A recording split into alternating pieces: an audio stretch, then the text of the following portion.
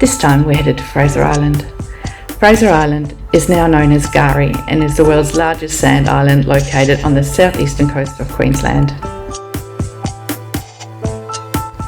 There are a couple of ways to get there in your vehicle. You can travel from Riverheads to Kingfisher Bay Resort, or alternatively the Manta Ray barge from Inskip Point will take you to the most southern tip of the island. This time we chose to drive from Hervey Bay to Rainbow Beach and take the Inskip Point barge. We then drive via the Great Lakes to our first campsite on Eastern Beach. The following day we drive further north to camp on Orchid Beach before we double back to drive across the island to reach Awinya Creek on the western side. After that we head back down the Eastern Beach Highway and back to the mainland.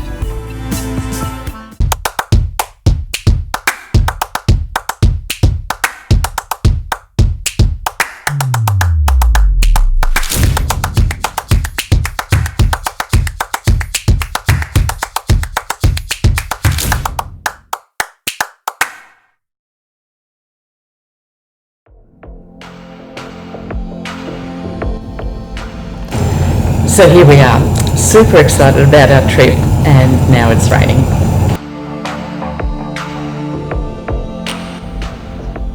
So we're pretty happy when the sun pokes its head through the clouds a short time later. The drive from Hervey Bay to Rainbow Beach takes you through state forests. You can often spot wild horses at the side of the road, although this time they didn't appear. Inskip Point lies only a short distance north of Rainbow Beach.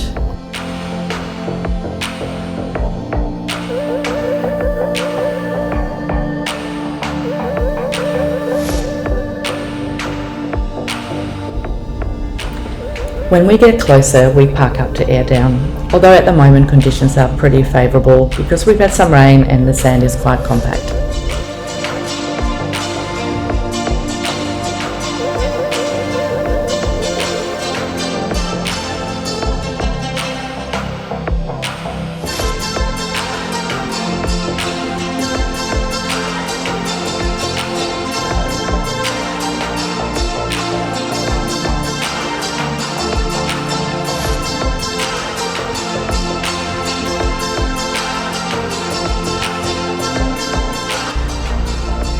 And it definitely looks like a lot of people had the same idea we had. Can't blame them really.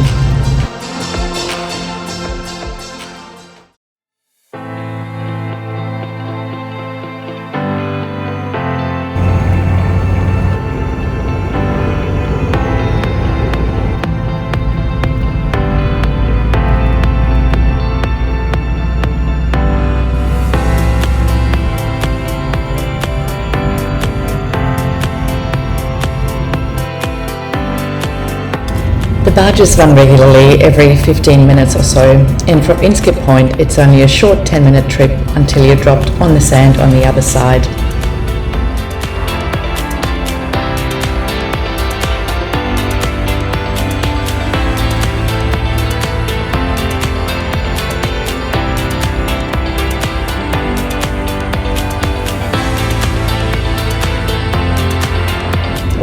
Eastern Beach is the main highway on the island, and it's also the quickest way to get from A to B.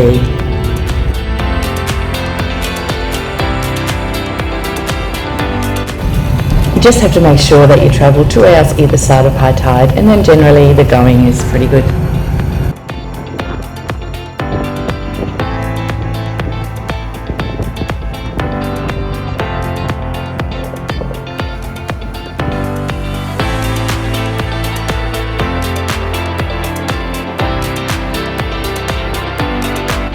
Because it's pretty early in the day, we decided to take the inland tracks passing by the Great Lakes, turning off at Dilly Village.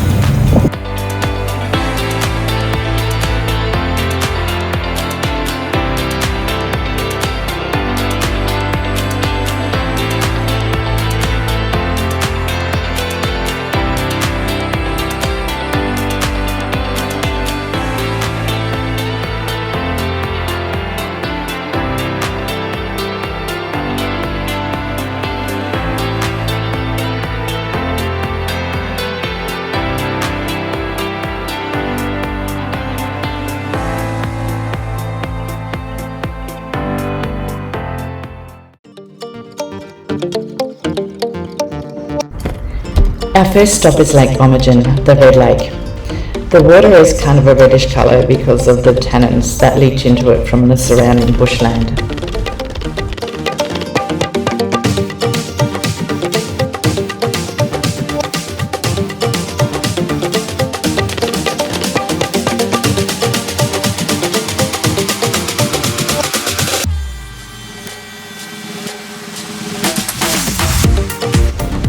We then carry on by the inland tracks to Lake Birrabeen.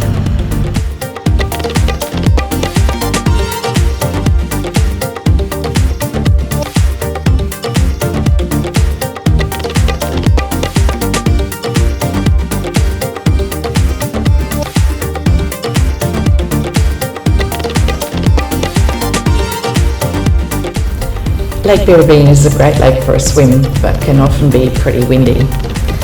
However, it has the widest sand I've ever encountered, so it's worthwhile to even just go for a look.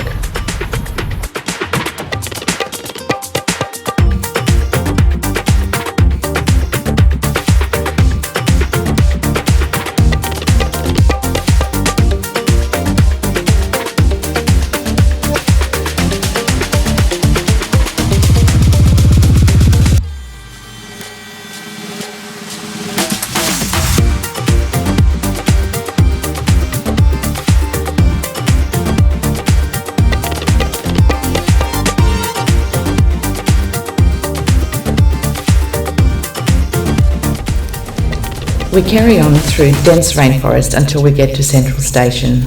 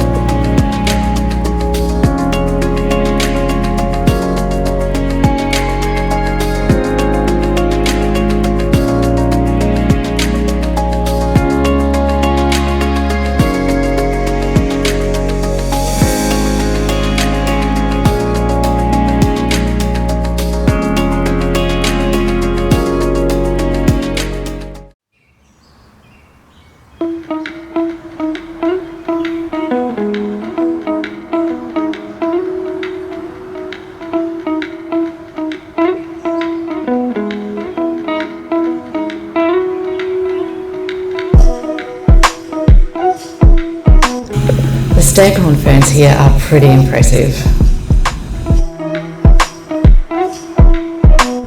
Central Station was once a settlement for the timber industry with a school and community buildings.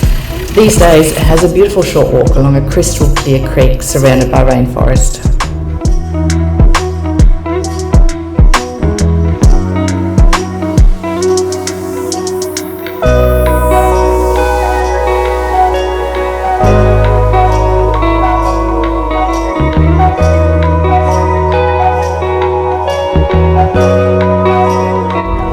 If you have the time for this one, it's definitely worth it, but just remember to take your mosquito spray.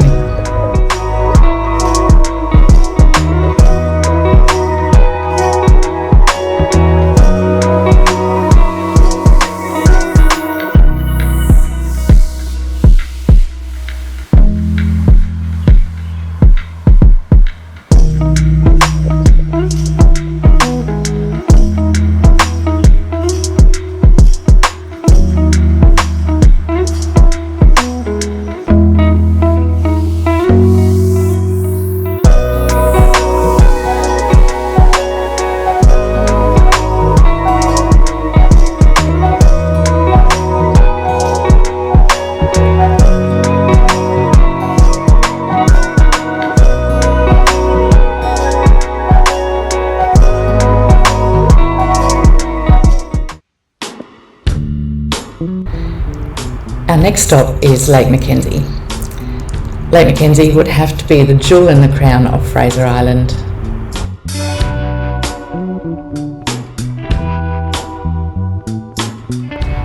The water is really that aqua colour and it's quite warm in summer. It's a pretty stunning spot, so usually it also has quite a few visitors.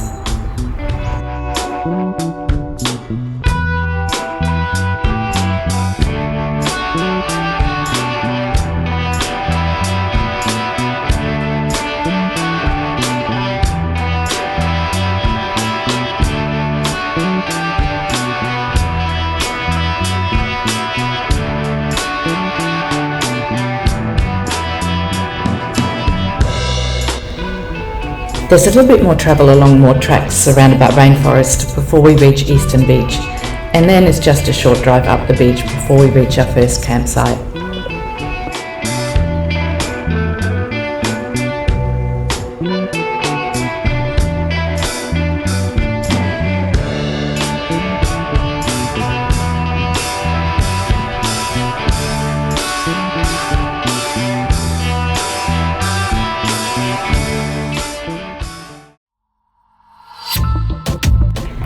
Our camp setup is pretty quick and simple, so it doesn't take long before we can enjoy a sundowner watching the waves crash, looking out at the Pacific.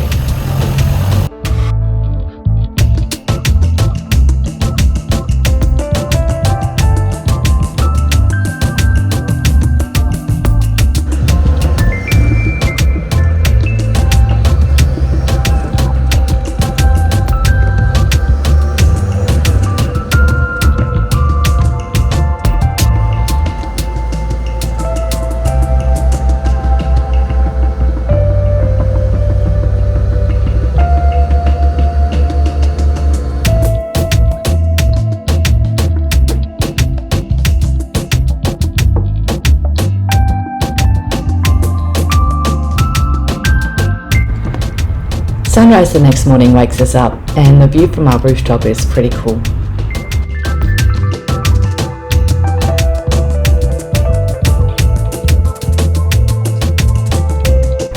When camping, you have to make sure you have the essentials, and coffee is definitely on the essentials list.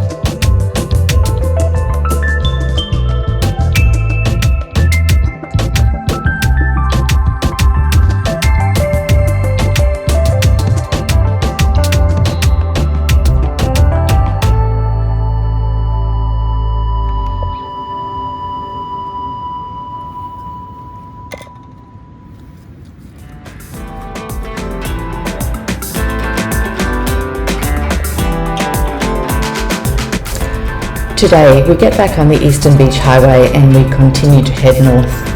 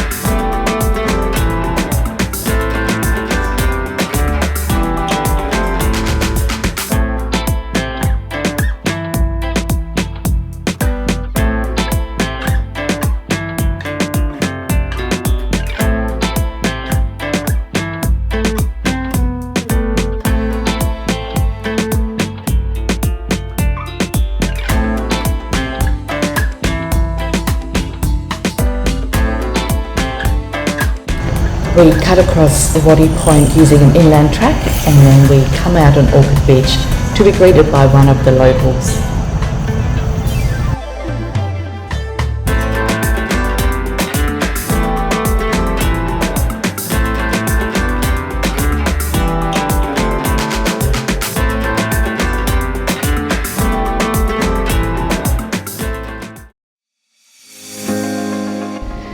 Our next campsite was perched on the dunes at Orchid Beach and some magnificent views over the bay. We arrived pretty early, so it gave us a chance to try out some changes we've recently made to our setup in Husky. We've had quite a few dingoes visit our camp so far, but none of them have given us any trouble, and this is just another one cruising by to check us out.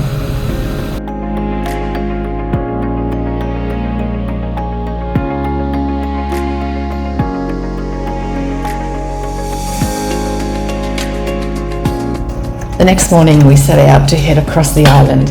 Our aim is to arrive at Awinya Creek at least 2 hours before high tide, just because we need to cross it to get to our campsite.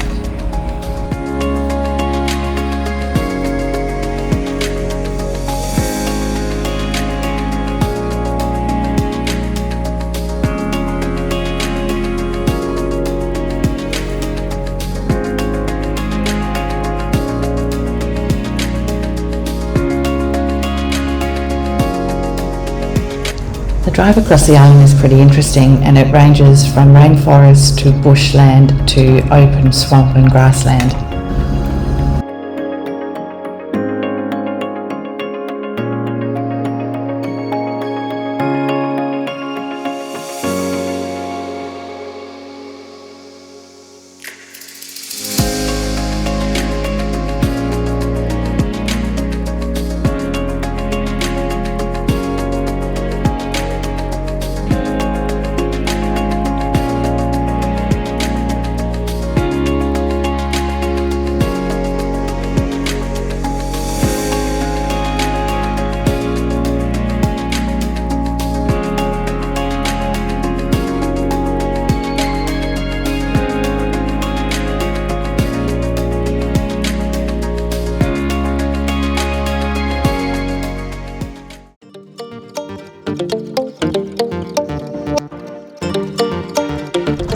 Some of the tracks are a bit more challenging, although there's usually an easy option.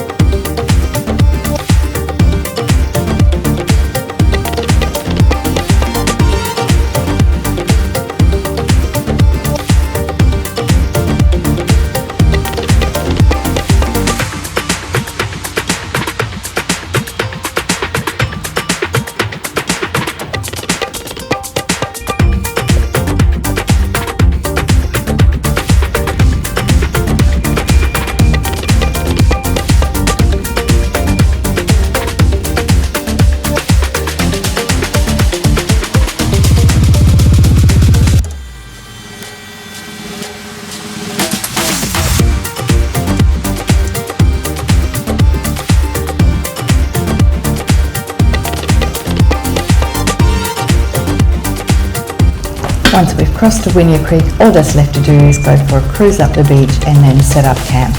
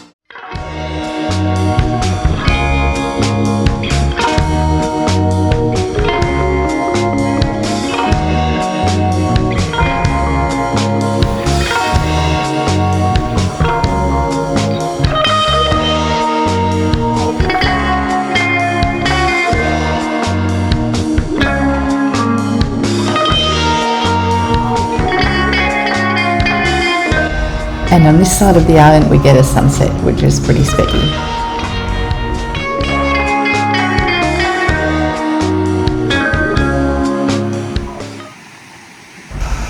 The next morning presents us with another really beautiful day, and I have to make sure that the coffee man is up nice and early so that he can get to work.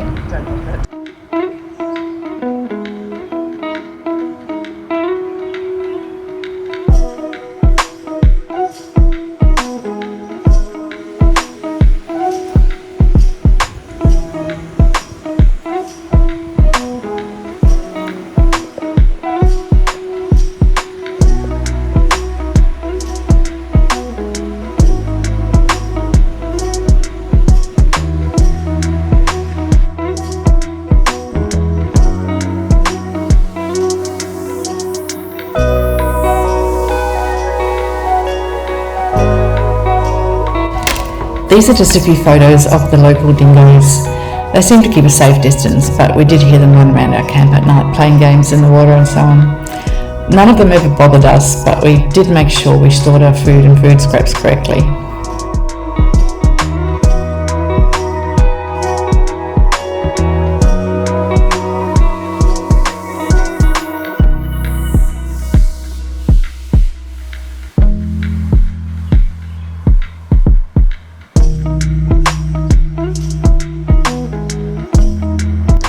Just in case you're wondering, this is Mark's impression of deep water.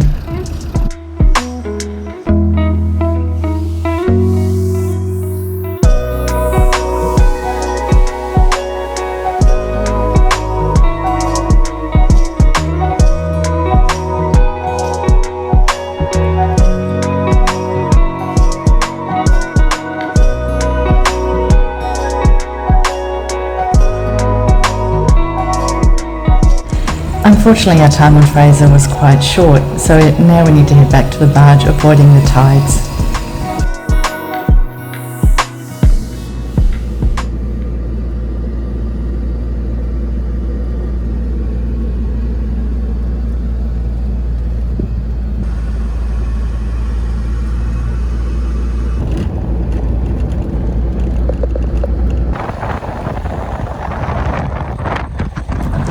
We hope you enjoyed our little video of Fraser Island.